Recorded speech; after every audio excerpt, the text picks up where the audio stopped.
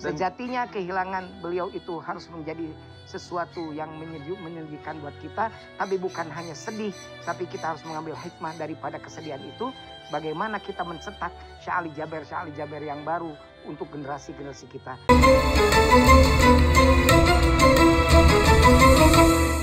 Pemirsa Messi TV, memang katanya memulai hari itu dengan sesuatu yang baik. Alhamdulillah. Kalau Sabtu Minggu harus di Messi TV saja. Karena kita akan hadir bersama dan Abah dan AA. Nah, ini kebetulan hari ini nih saya habis pesan jajanan pasar ke Jo. Jo ini adalah driver dari Syekh Ali Jaber. Sehat Jo? Ya, alhamdulillah. Makin gede badan lu. Jadi beberapa kali saya tuh pernah ketemu dengan Jo ya. Dulu saya pernah diundang oleh almarhum Syekh Jaber ke restorannya masak. Nah. Jadi Syekh Jaber tuh hobi masak. Betul ya? Ya, betul. Masak apalagi nasi-nasi Arab ya? Nasi kebuli. Beliau itu jarang, bahkan sepanjang saya tahu belum pernah saya makan makanan kita, makanannya itu Arab terus beliau. Dan beliau tuh suka masak terus minta kita cobain. Ayo gimana rasanya gitu. Nah pas saya diundang ke restorannya, yang masak tuh adiknya juga ikut masak ya, Syekh Muhammad ya. Ada Jo di situ? Ada. Iya. Saya tuh lupa-lupanya pas ditunjukin fotonya. Oh kebetulan iya. saya yang melayani. Betul. Waktu itu. Jo, mau tanya, Syekh Ali Jaber itu kenal dengan Syekh Ali Jaber berapa lama? Udah lama sih, dari Tahun berapa? Tahun 2015. 2012. Nah, Awalnya tuh gimana? Awalnya gimana? 6 tahun yang lalu ya. Awalnya dulu 7 tahun lebih. di Lombok nganggur tuh, nggak ada kerjaan. Kan Syekh Ali Jaber tuh pernah tinggal di Lombok. Nah terus? Nah, kalau di Lomboknya belum tahu gitu. Saya udah tahunya tuh pas di Jakarta gitu. Syekh Ali Jaber udah ke Jakarta. Di Lombok Jo nganggur. Saya nganggur kebetulan itu. Nah itu kebetulan ibu saya kenal sama istrinya Syekh Ali Jaber gitu. Terus? Akhirnya ibu saya minta kerjaan kalau ada anaknya nganggur gitu. Terus akhirnya saya yang diundang disuruh ke Jakarta. Bisa nyetir gak gitu katanya? Iya. Suka marah nggak Syekh Ali Jaber kalau Jo jangan begitu misalnya. Selama itu dia nggak pernah marah-marah. Itu beneran ya? Baik, saya orangnya Saya kan pernah ngobrol sama Iskandar. Iskandar itu asistennya. Katanya gak pernah marah. Ngobrol sama Hasan, anaknya Syekh Jaber, gak pernah marah. Ke driver kan kadang-kadang kita suka kesel ya. Marah nggak?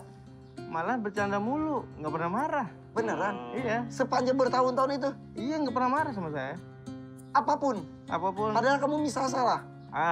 Pernah kamu salah? Pernah. Contoh. Misal salah nih. Salah nih Jo, harus belok sana sebenarnya. Ya udah putar balik. Pas ya udah saya putar balik ya. Ya udah nggak apa-apa, putar balik aja dulu gitu. Sesantai itu? Santai aja. Dan dengan logat yang khas kan beliau ya. Iya. Betul. Bahkan katanya Jo ini menikah aja dibiarkan sama saya. Nikah? Beneran ya? Ya Allah, alhamdulillah. Tapi katanya Syekh Jaber itu emang suka memberi. Ya, suka memberi juga di jalanan gitu. Dia kadang suka stop kalau misal ada yang bawa gerobak di pinggir jalan gitu. Stop. Beliau suka stop, ngasihin. Turun dulu beliau. Turun. Luar biasa. Bahkan saya pun sering dikasih, apalagi drivernya gitu. Oh iya, contoh. Contohnya seperti ini nih. Makmur lo. Contohnya kemamuran. Contohnya seperti ini. Si Ali manggil saya dari kantor.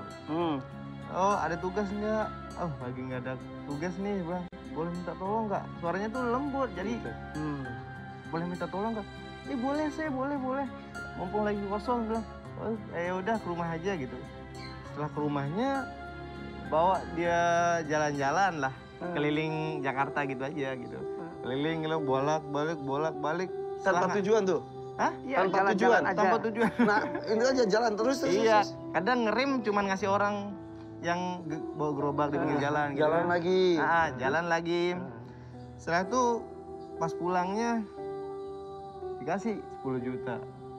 Masya Allah. Gaji sopir berapa? 10 juta. Mudah-mudahan sopir saya nggak denger ya. Jangan keras-keras ngomongnya. Nanti tuh Syekh Ali Jaber cuma jalan-jalan, kebayang sebulan berapa gitu kan. Tapi itu bener, jadi itu tuh kayaknya emang Syekh Ali Jaber tuh emang niat ngasih ke kamu tapi dia ya pengen aja kamu melakukan sebuah Melakukan tugas sesuatu dulu. tugas, ya. Walaupun beliau bingung tugasnya apa ya gitu ya. Kayaknya itu mungkin. Jadi keliling-keliling. Dia sudah sayang ke Jo, mau ngasih. Kalau ngasih langsung beliau tidak mau menghinakan Jo, takutnya ujung-ujung Tidak mau menghina. Iya, menghinakan tuh bahasa itu, bahasa lembutnya begitu. Karena dia orang bijaksana, mungkin dengan cara beliau. Jo anter, padahal kan tidak ada tujuan waktu itu keliling-keliling Iya padahal. bener ya, belok kiri coba masuk tol mana gitu ya. Iya. Ya Allah. Itu luar biasa. Nah itulah hilim ya, jadi kecerdasan yang dimiliki oleh ulama tuh begitu caranya gitu Ih, kan. merinding bah ya Allah. Ah, Ih, kita sedih ikut banget ya, bener, tapi insya Allah mudah-mudahan kita bisa ikut beliau, ikut-ikut yang soleh. Karena bagaimanapun kita ini ya siapa yang dicontoh oleh kita akan seperti apa sih bagaimana yang dicontoh oleh kita. Jika guru kencing berdiri, murid kencing berlari. Kita banyak berguru kepada orang yang tidak baik, pasti akan kejelekan yang akan kita dapatkan. Berguru pada yang baik, maka kita kebaikan yang akan kita dapatkan. Mengagumi Syekh Ali Jaber dengan segala yang dimilikinya, maka insya Allah satu demi satu apa yang dilakukan Syekh Ali Jaber, mudah-mudahan kita bisa ikuti. Iya betul. Gitu. Kenapa dibiayain menikah dulu tuh? Karena dia nanya dulunya. Belum mau menikah. Iya, udah pingin menikah, cuma belum ada dananya. Emang lu mau morotin kayaknya Jo. Emang gitu orangnya kayaknya. Oh gitu, jadi ngobrol terus. Ngobrol begitu, dia bilang belum ada dananya aja, saya bilang gitu. Yuk, berapa dananya ya udah? Serius nih Sam? Serius. Sengaja bilang, bercanda, bohong, dia bilang. Setelah itu, ya udah berapa dananya, dia bilang. Ya udah. Disebut nominal, beliau langsung ngasih. Luar biasa. Dipenuhi semua. Dan itu selalu memberinya tuh seperti kejutan. Dia tuh hobi banget bikin orang bahagia ya. Iya, banget. Senang lihat orang bahagia gitu. Ya, iya, karena salah satu ciri manusia beriman itu adalah membahagiakan orang lain lebih diprioritaskan daripada kebahagiaan dirinya. Iya. Nah itu salah satunya. Ya ke saya aja pas lagi syuting. Itulah ulama itu begitu. Tiba-tiba datang Kak Irfan kan manggil ke saya tuh kakak. Oh. Karena Kak Irfan emang panggilan di acara Hafiz. Dan juga secara usia sebetulnya tuan saya dibanding Syekh Jaber. Beda berapa bulan. Jadi kalau kita tuh Syekh Jaber selalu ngomong gini, Kak Irfan. Terus aku bilang, apa dek? Gitu. Bercanda-bercandanya gitu. Jadi seakrab itu tiba-tiba, Kak Irfan sini di Kak Irfan. Terus dia gitu, nih buat Kak Irfan. Dikasih parfum Arab. Ya Allah saya gitu. Sampai sekarang alhamdulillah parfumnya masih ada. Jadi digunakan ketika bener-bener mau banget baru aku pakai. Itu alhamdulillah. Emang itu ya? Aduh. Suka ngasih orang. Makanya Syekh Jaber tuh pernah kesini, tapi pengen kesini lagi bawa anak-anaknya, bawa keluarganya, itu yang sampai sekarang masih nyesek. Sejatinya kehilangan beliau itu harus menjadi sesuatu yang menyedihkan buat kita, tapi bukan hanya sedih, tapi kita harus mengambil hikmah daripada kesedihan itu. Bagaimana kita mencetak Syekh Ali Jaber yang baru untuk generasi-generasi kita. Makanya kepada sahabat Abah dan AA, coba pesantrenin anaknya biar seperti menjadi ulama-ulama yang bermanfaat seperti Syekh Ali Jaber. Bukan Syekh Jaber itu usia 10 tahun udah hafal 30 juz. 30 usia 13 tahun sudah dipercaya untuk menjadi salah satu imam di salah satu masjid di Madinah. Iya. Dan kita termasuk yang beruntung bisa bertemu secara langsung Syekh Jaber ya. Alhamdulillah. Aduh, Bersyukur banget. Dan yang bisa paling kerja penting, sama nah itu kamu kecipratan keberkahan dan apa yang selalu kamu lakukan dengan Syekh Ali Jaber jangan sampai putus. Kalau dulu lagi kerja dengan Syekh Ali Jaber, sholatnya tidak pernah putus. Nah sekarang Syekh Ali Jaber tidak lanjutkan. Itu bukti baktimu kepada Syekh Ali Jaber yang tidak. Masya Allah. Kalau kamu berhenti menghentikan kebaikan-kebaikan, berarti kamu untuk mengecewakan Syekh Ali Jaber. Ya Allah, mudah-mudahan kita berkumpul lagi. Kamu ketemu Syekh Jaber, nyetir nanti di akhirat. Mau nggak gitu? Mau banget. Apapun pokoknya berkumpul lagi di sana ya.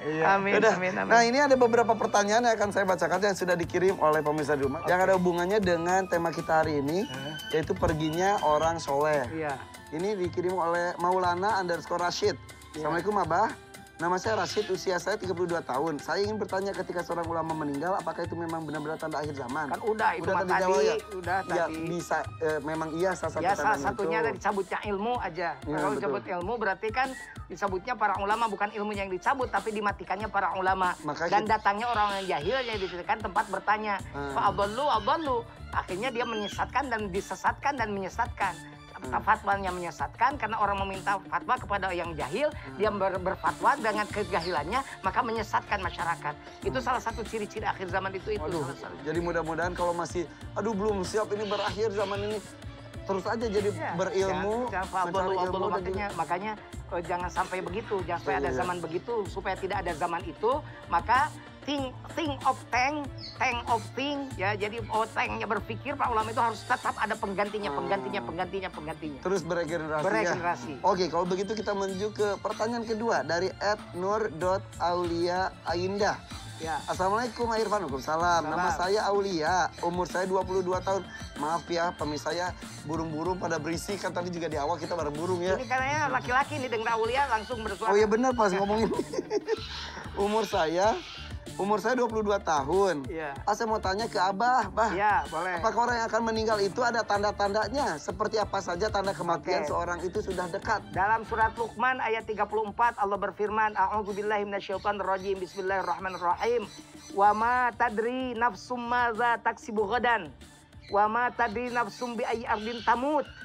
Begitu. Jadi tiada seorang pun yang dapat mengetahui dengan pasti apa yang akan dilakukan besok. Madza taksibu ghadan.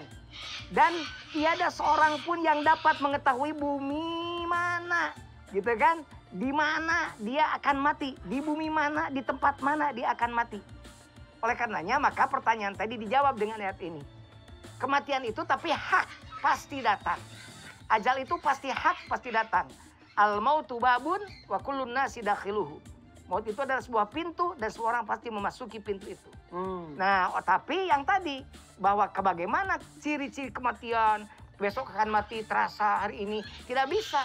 Jangankan besok mati, sekarang aja 1 jam kemudian, 1 menit yang kemudian apa yang kita lakukan kita tidak tahu.